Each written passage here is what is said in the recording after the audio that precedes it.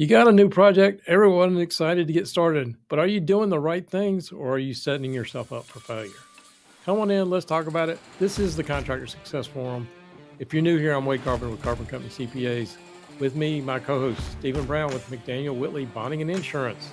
Stephen, what are your thoughts? Getting your project started off on the right foot, Wade. First of all, you have to understand what that means, getting started on the right foot. Why do we say that? Why is it important? Well, I can tell you, first of all, that my best customers always have absolutely intensive, non changeable checklist meetings, items that they do before a project starts. So, why did I choose getting off on the right foot? Where'd that expression come from? Well, it came from, they say, ancient Greece, where anything regarding to the left, literally the definition of the left was considered sinister or evil. Another explanation of where that phrase came from is that when soldiers go on a march, everybody needs to start off on the right foot or they'll be out of sync. So that's another explanation. As a contractor, you think about foot and footings as the foundation of a building you're building. You have to get that project started off with the footings right. So I threw that one into. But getting started on the right foot, Wade, means what do contractors do over and over and again to make sure that project started off on the right foot? Well, I like your analogy. That's what they say that the foundation is the key. Everything else is going to crumble if the foundation isn't set up properly. And so that's where I think this is a great topic. And when you get started on a new project, maybe everybody's excited and ready to go. But a lot of times I think there are missteps. And one of the things we talk about is the things like the time to get a project done, the miscalculating some of the things that can go wrong on the project. So what are your thoughts? Give us an overview of what you're thinking today. Well, getting your project started off on the right foot, you think to yourself, okay, I'm a contractor and I've got to communicate with a lot of different workers what I want to get done. Those workers that are experienced and know how to do what I want them to do, they don't need as much oversight as my new employees, for example. But you start off a project, you show up a piece of land, you got your land levelers out there, you're measuring it. You have your AutoCAD drawings, which are showing you the dimensional information of just the foundation you're putting down. So you scan it, you put that data in, and then you plot out the foundation. Okay, so that's literally getting a building project started. Whatever your project is, you've got to start somewhere. One thing that I see over and over again is poor communication during the negotiation and the beginning of a project. It's so vital that you pull in all your team members that are involved with getting the project completed, and that includes sales. Somebody estimated the job. Someone has a relationship with the owner. This is where the most communication needs to go in. If you want a happy job, then make the owner and his representatives as happy as you can be. And the best way to do that is overly communicate. You could say, well, I don't have time for that. But your salesperson does have time to do that and needs to be involved in these meetings and communicating with the owner. So, what I see over and over again is that the job starts and the owner of the construction company or the chief operating officer calls a meeting for all the players. They call in the accounting, they call in the legal department, they call in safety, they call in project managers. They might make their own materials and they might need to talk to the engineering group. But whatever's involved on the project, all these people need to be pulled in together for a meeting to talk about the goals of the project, the profit that you expect to make on the project, and the problems that may come up so you can plan for them. Most importantly, who's going to do what when the project starts? You assume that everybody knows their job, but just by simply meeting and going over that information with your group, you know that you've communicated properly. And as the owner of a construction company or the chief operating officer, that's your job. You got to communicate and you got to monitor that folks are doing what they're supposed to do. That's why you get the big bucks, huh? All great points. And I think that a lot of people, they jump into this thing and it's sort of going back to the time issue in Parkinson's law, which says basically if you got 2 months to do the job, it's going to take 2 months to do it. 2 years to do the job, it's going to take 2 years. But no matter what, most people, if you say, well, I got plenty of time to do this, but when it comes to wrapping up the job, everybody is scrambling to get it done by a certain date. And we see it all the time. And a lot of times, especially if you got late penalty completion clauses, things like that, you need to build that buffer in there. So if you got 2 years to do it, well, maybe you figure out I need to get it done by a year and 8 months or something like that, because inevitably things are going to go wrong.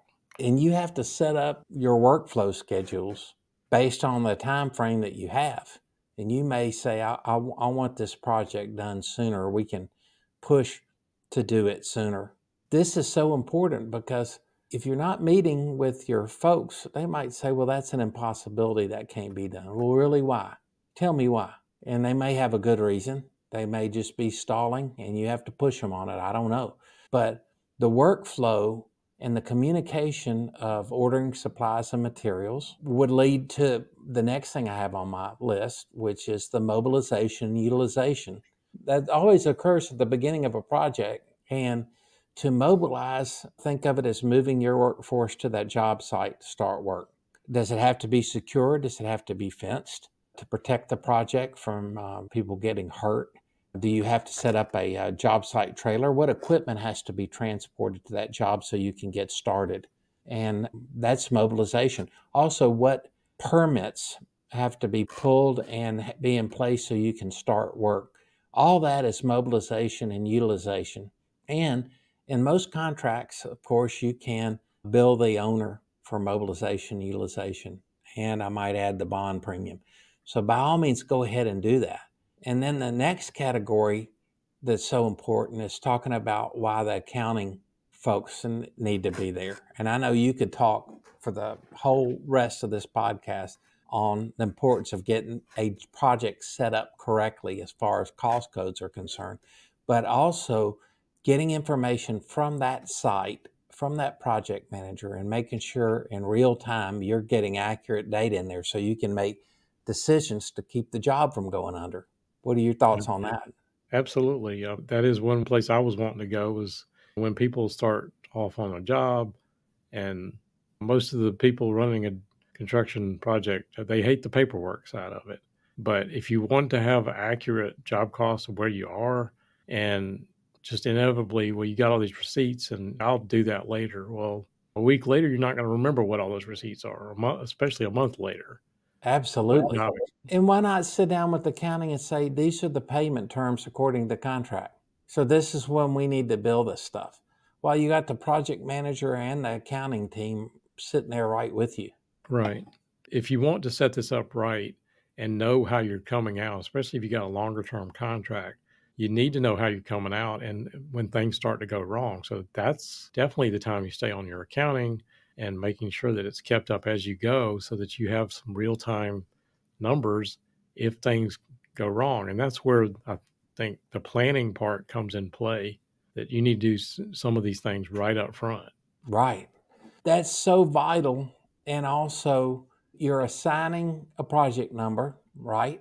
So all the cost codes go from that project number. Everything that involves from payroll to equipment to materials, all the costs involved with that job get assigned to that project number. And then the next thing on my list would be managing your subcontractors if you have them. If you're a subcontractor, it's managing, am I producing the materials or am I ordering the materials? Getting that done. But if you're managing subcontractors, you have to have all their paperwork. If you're requiring a sub bond, you'd have to have that, a copy of the signed contract, and a review of their insurance certificate to make sure that you're properly protected. So next thing I would say, getting your subs put to bed if subs are involved.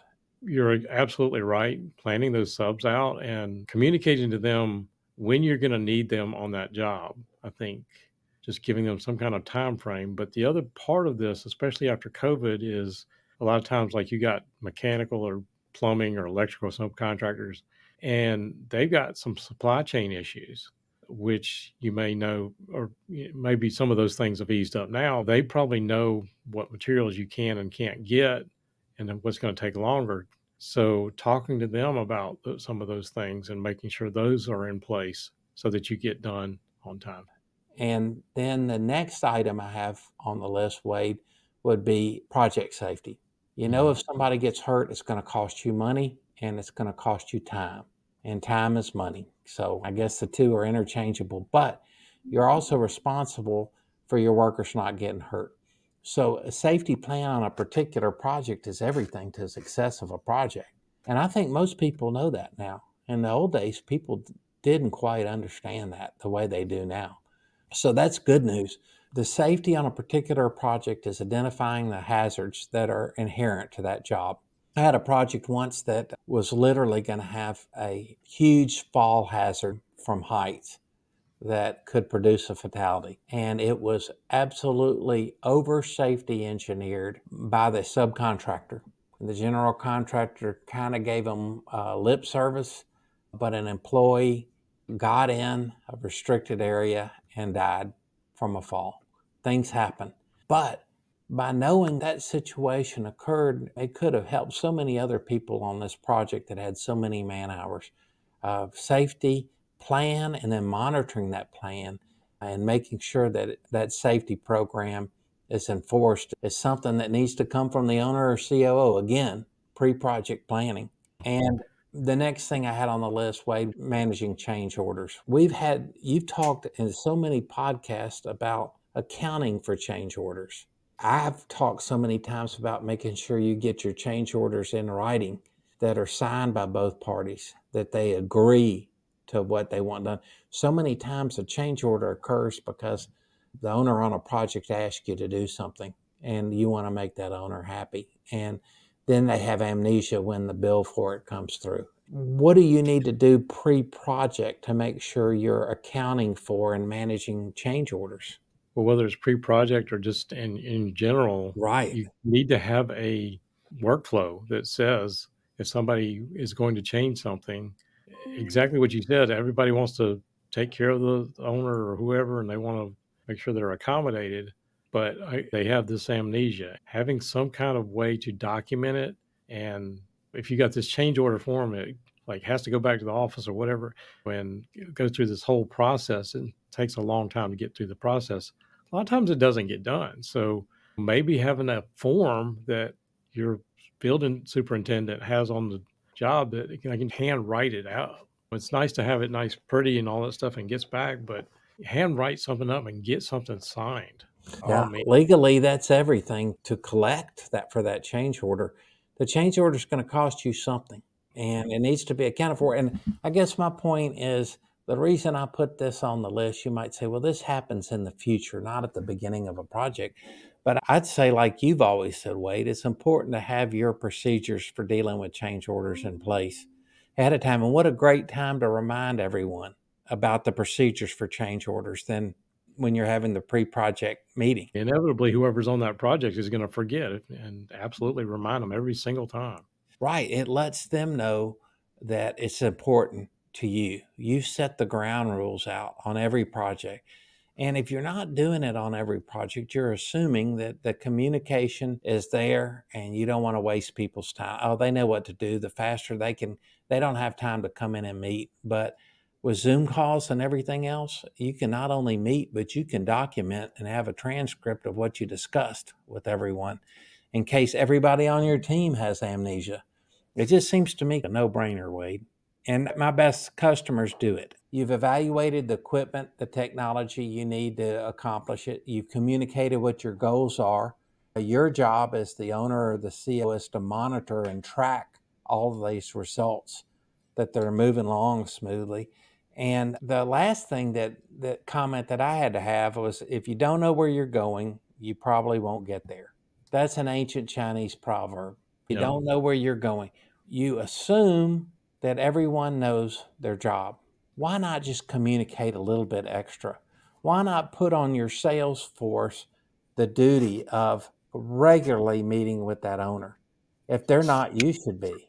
Regularly giving them progress reports, regularly communicating problems before they occur. So you let them know that you've anticipated this and this is your plans for working through it. it's worth its weight in gold. Not only does it help the project go more smoothly, but it helps you get more projects with those owners.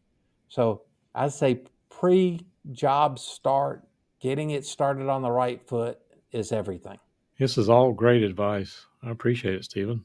Have you got any thoughts or feedback on what we discussed today? Anything we left off the list, we'd love to hear about it. If you got questions, we'd love to talk to you as well. Or if you've got other topics you'd like us to cover, drop us a line. Thank you for listening to the Contractor Success Forum. Check out the show notes at contractorsuccessforum.com or the Carper CPA's YouTube channel. We would appreciate it if you consider subscribing, liking the podcast, commenting, and follow us every week as we do a new show. And we will look forward to seeing you next time.